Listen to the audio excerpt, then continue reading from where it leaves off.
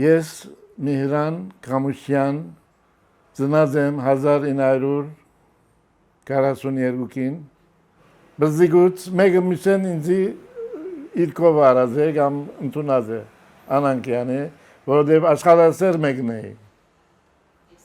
գկարձենք որ at ունեցած դրամը պիտի պավե քեզի մեն մավդես որ դրամը արժեքը իջավ 10 տարի պավելու դեղ մեկ տարի չի պավեր անանկյալ ինձի աստված է ինչպես որ ամեն ժողովրդին աստված է yani գտնամ ասել որ yani շատ քեջ վիճակի մեջ են դիպանանի ժողովուրդը շատ քեջ վիճակի մեջ են այսինքն եթե 1 կիլո բաներ բիդարնես նախսարնարանը կարաբա չկա արդեն չես կրնար արնել 1 կիլոն 100,000 է կամ 80,000 է մեկ տարի է միսի համը չենք գիտեր առաջ մեր կյանքը լավ էր կոնե շաբաթ անգամ խորոված գնենք ուտենք ես առաջ կաշխատեի այո օթելի մեջ որ գրեթե գեսեն ավելի լեցուն գլար բայց երբ որ ասաուրաները սկսան ամեն մարդ փախավ ուրիշ երկիր գնաց ուրեմն երբ որ ուրիշ երկիր գնաց օթելը վարվեցավ ինչ միտն է 2-3 հոգիով չլար վարվելը ասավ եկեք ժողովենք եկավ ասավ ամենի դուք ալդուն կատեք ուրեմն նախ աչքի կացի ըստին որ շաբակետ զարնվեր է ըստին հետո աս դարիքետ վերջալ ավելի լավ է պամըչնել կան թե հիմա կի իչմը գդեսնաս կոր բախնամ անալ չես տեսնար վերջը ուրեմն սիդին է գրգեցին սիդին ալ պաներին, էկորին ըսին որ մեկ երագët կոց է ըսին գործողություն բեգուզես ընել ըսի չեմ ուզել ընել ըսի հետո ըսա որ տեղերով գլան է ընենք ըսի ըսա որ կեզի ուրիշ դեղ բիտ գրգեմ անոր մեքենան ավելի նոր է բայց 3 անգամը գարնեք իմ արազից 3 անգամը գարնեք ես 100 գարնեմ կեզ մե 300 բիդարնեք ավելի անոր մեքենան տելևստս է որ յանը տեղևոր գլա ոչ հոնկացի ոչ ալոր սիկանի կոզողություն բիչինեմ չիկացի հետո ես շակար ունիմ կերդինշուն ունիմ դաղտ այսինքն ստիդնալ ելավն է հետո պտխալ ունիմ ոց պտխ ունիմ հիմա կոդի տրած եմ բորդնալ պտխ ունիմ yani charger'dan orkere yani berçavortuner mode տեղը չեն կրնար որ գտնալ բայց Կարագոզյանեն գրծա մի քանի տեղեր բերել անեն տեղերը ոչ թե չգատեր դրացին մերաբարդ քիչ իր ավեցած տեղերեն բաների մինչև Կարագոզյան ասնի Anonuz Sona Gümüşyan ամուսնության մագանունս անշուշտ Gümüşyan Քրեթե ամեն մարդ միայն ես չեմ անակսկամ որ ամեն մարդ ուդելիքի բագաս ունի ուդելիկը ամեն ինչ չեն կրնար որ ուդել շատ բագաս բաներ գա օրինակ արյան դգարություն ելավան հետո փորփոքում ելավ թիլիգիսրիտ ելավ ռոմատիզմ ելավ վարիզ ունի շատ բաներ կա տգար եմ միշտ տգար դունի կոր չեմ գնար որոնել ասի ինձ նեղություն գոտա կայ որ ես շատ մակրասեր էի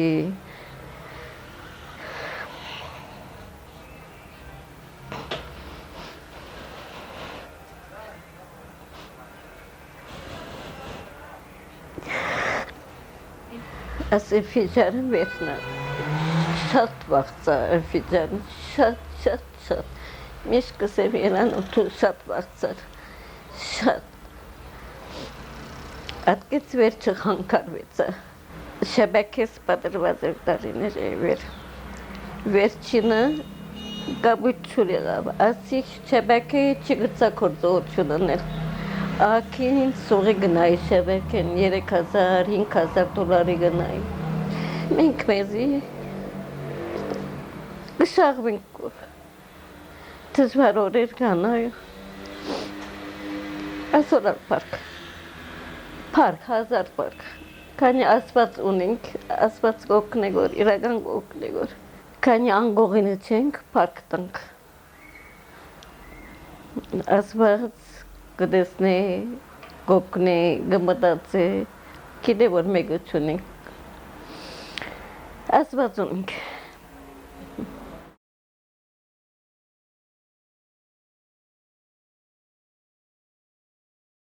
I'm Rosie Khorozian. I'm a pharmacist here in Mar Mikhael. We own the pharmacy Silisi, or Giligia as most of our audience and customers know. It was established by my grandfather, and then there was my parents, and now it's my turn.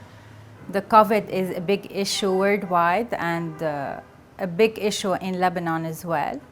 And then we had the 4th of August explosion that exploded all our strength to continue, and the severe economic crisis, not to say the drastic. It's a big issue in the healthcare, especially, and in here. And you know, we're in Mar Mikhael, we have a big Armenian community in here. And they are middle class usually people, and they already had difficulty finding their own medicines. And now with the shortage of medicine that we have a lot of stress because we're trying to get as much as possible the regular medicines people are usually used to take, but sometimes we cannot find, and we go through generics. And people are not used. They want to use the same box they are used to. So the first issue is to tell the people this is the same thing. You just have to take whatever you find. So we're not getting the same thing that they are used to take. So they have to go through NGOs searching for their own medicines. And then they come again to show me if this is exactly what they take, because they trust only us. We are in a very dark tunnel, and the big problem is that we don't know where in the tunnel we are right now. So we don't know how much do we have to survive and continue to struggle to reach the end of this tunnel. Our patients, they come in here not only for the medicine, for the advice, and during the explosion, even with all what they had, they came, and every day they used to say, we were the first people, by the way, to build the pharmacy. Everyone was like still in blood, and my father was in the hospital, and we were building back again the pharmacy so that people can have the strength to continue. Because we're not only providers of medicine, but we are providers of hope as well. But still, if you look around, the shelves tell more than words can say. They're empty. Maybe you don't know how our pharmacy used to look like before, but it's a very bad, dramatic situation. The people that are around are not very wealthy people socially, and they have no power to continue unless they have help from our side and from others.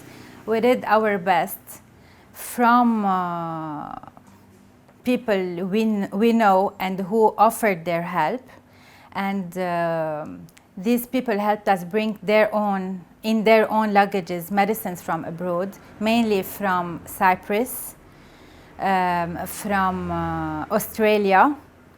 And we used to give these people freely medicine whenever they weren't able to buy themselves.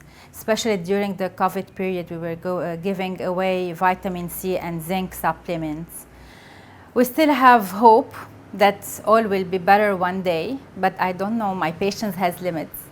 I know if I think like a business owner, and after all, I'm a business owner, it's difficult to say that it's only by emotion that we're staying longer, because no objective thinking and no down-to-earth mind can take the decision to stay in a situation as dramatic as this, and we don't know. We have like all signs that things will be worse and not better. I am Ohannes Gökcihan, Assistant Professor of Comparative Politics, Conflict Resolution, and Political Studies at the American University of Beirut. I am also the chairperson of the Political Studies and Public Administration Department. I have been at AUB for a long time. I studied there. I completed my bachelor's there and then my master's there, and then went to Britain for the PhD. Certainly there was the economic situation. The financial and economic collapse of Lebanon has left a negative impact on us as professors and educators and on our students, certainly including Armenian students.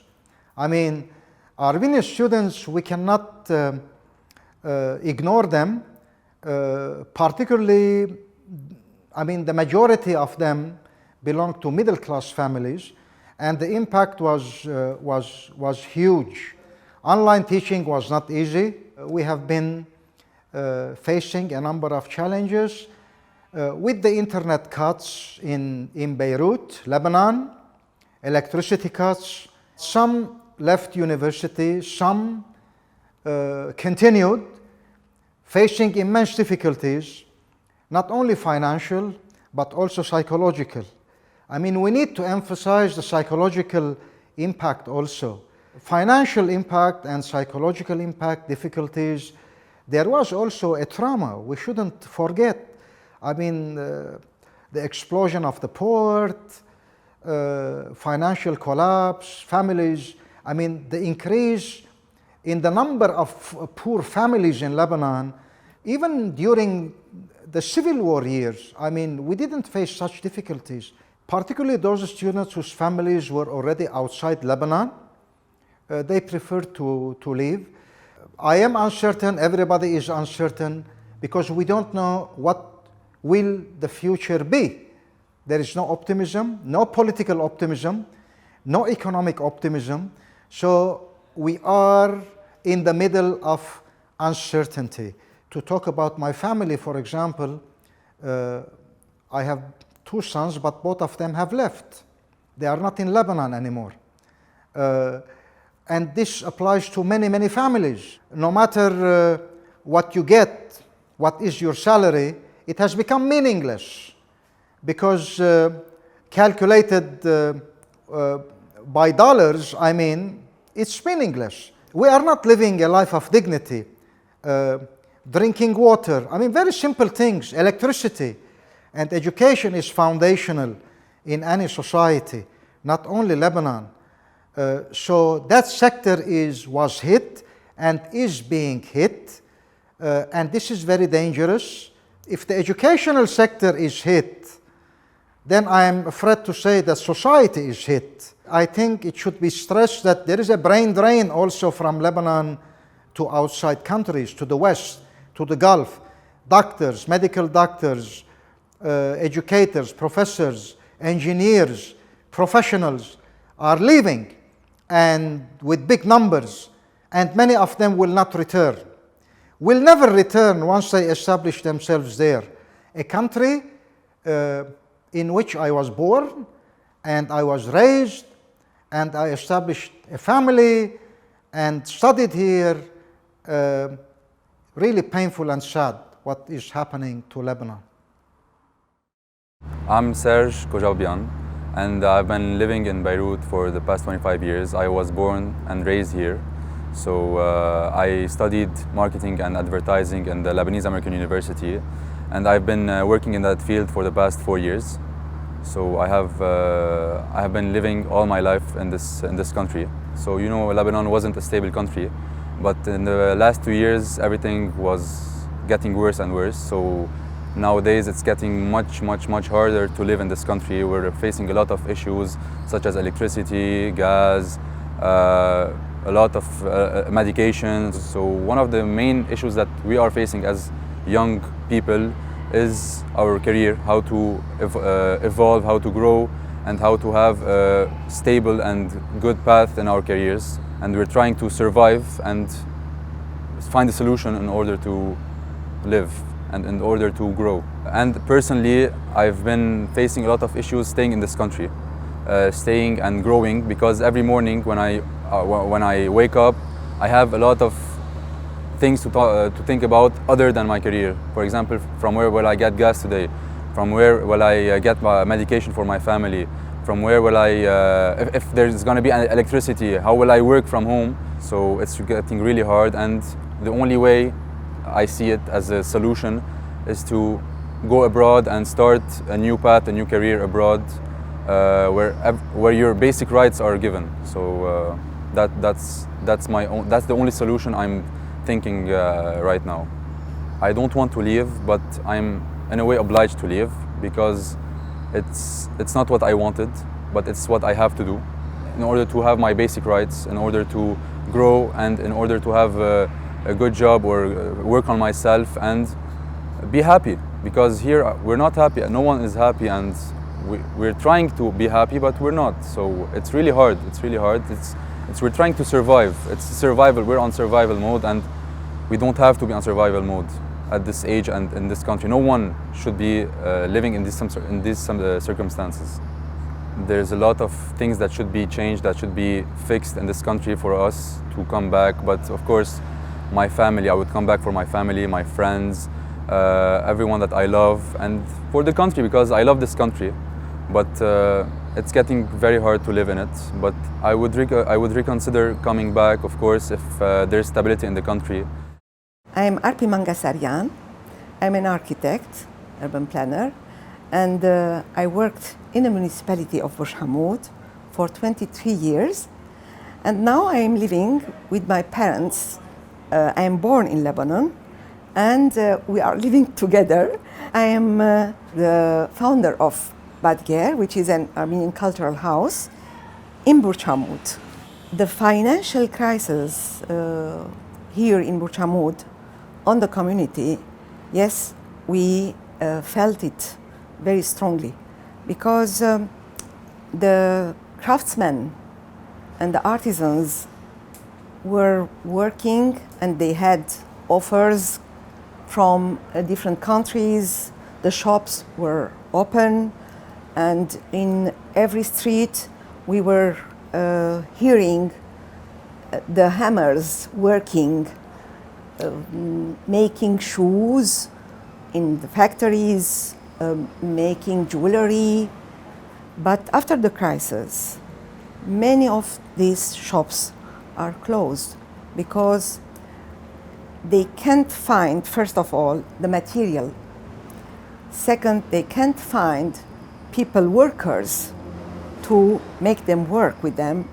And third, the owners couldn't continue because everything is expensive. The middle class of the Armenian families, they were, yes, affected very deeply, because, you know, the dollar is no more, it doesn't have the same value. So they can't afford and they can't buy the products for their daily use, because they are very expensive. So I don't know how they are living, but I know that they are suffering a lot. You know, they can't even buy or ensure their basic needs, the families, like medication. So we have shortages of electricity for long hours, and this affects on the work, on the restaurants, on the daily life, on the transport. We are not sure that tomorrow we will be able to live in a decent way. Being in the middle of the heart of Burj Hamoud, and working for the community, because this house is a community center. And having parents who have 101 years, I feel really responsible about the people, about my parents, about my culture, about Lebanon. And this hurts me, because when I don't find the mean to maintain and to carry what I have to maintain them, really it hurts me. Even if I do big giant efforts, even if I consider myself commandant of a boat, so I have to be strong, but it's painful.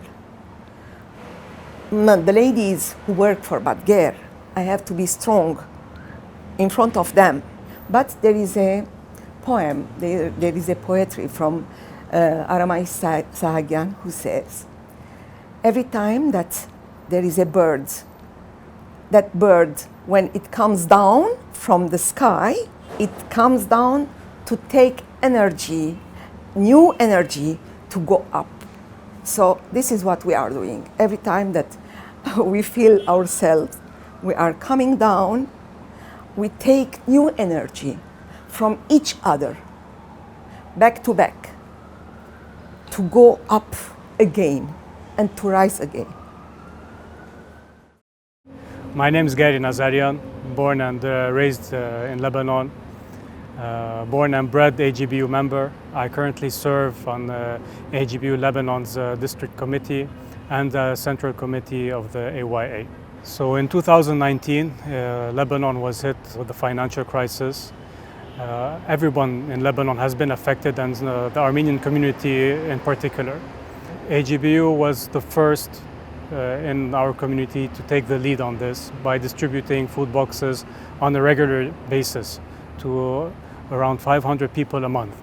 And slowly, because of the situation was getting worse, we started to increase the help that we were giving. Of course, the explosion on August 4th added the heartache and disaster to everyone. And this led us to increase our aid by the reconstruction efforts that we did. People visiting our dispensaries increased, and we were able to help our community by providing them the necessary aid in the dispensaries. Because let's not forget, the financial crisis wiped out the middle and lower class of people. People's savings in banks were no longer available. So basic necessities such as education and healthcare, people had no access to them anymore. And again, AGBU stepped up to the plate and was able, first, to provide education by waiving tuition fees for all of its students, and second, by providing aid through its dispensaries. Third, by providing financial assistance and scholarship assistance to university students. The food boxes, as I mentioned, continue on a monthly basis. We're trying as much as possible to sustain the aid that we're giving, whether it be the food boxes, whether it be the hot meals, the dispensaries, and the first aid that we're giving through these dispensaries, including dentistry. After the blast, a lot of children were affected with PTSD, and the AGBU also through its volunteers of psychologists, we set up a room at the community center here where students and school children can come and get help through the psychosocial program that we established. Our leaders and everybody, we were inspired by their actions. So this led us to step up to the plate. And our local leadership, of course, with the backing and support of international leadership. Here at AGBU Lebanon, I think we live and embody AGBU's motto, in unity is strength. So all the members of the community came together and stood together whether it be through financial contribution or through volunteering. I mean, we are as one here in our community, and we are helping and sustaining the help that we're giving to people and members of the community. Being in the financial situation that is devastating Lebanon, and not being able to see the light at the end of the tunnel, it's only by seeing how our community is coming together and the inspiration that's coming out of everybody's volunteering and helping out their fellow citizen or their fellow community member. This is one thing that's keeping us going and giving us hope to continue for the future. Having said this, we need to continue, and the only way to do so is by more fundraising. So I call to action anybody that can contribute, whether it be $10, $20, any amount is something that will definitely help us. Also, we need volunteers and we need people to come together, because it is only then that we can truly build the community for tomorrow.